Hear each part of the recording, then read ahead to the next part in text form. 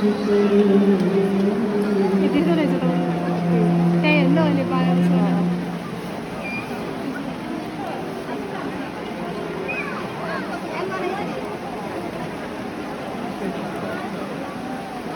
समाधान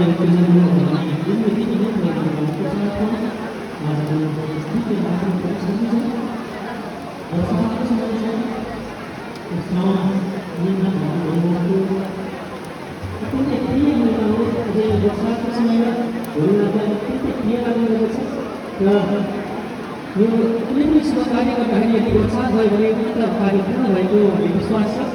आज जति पनि यहाँ उपस्थित हुनुभएको छ, दर्शकलाई पाउनुभएको छ, साथमा सहभागी हुनुलाई पाउनुभएको छ, यहाँ सम्पूर्णको मनोकामना पूर्ण रहोस्। भगवान भोलेनाथको कृपा आशीर्वाद यहाँमा सदासर्वदा रहन्छ। सँगै एकपल्ट सबैले जोरदार जयकार गर्नु बाबा पशुपतिनाथको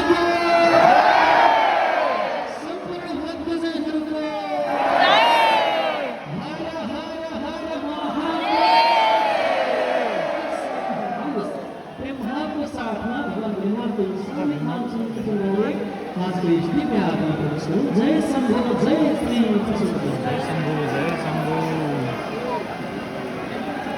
शंभ सदा शिव शंभ सदा शिव शंभ सदा शिव हर महादेव हर महादेव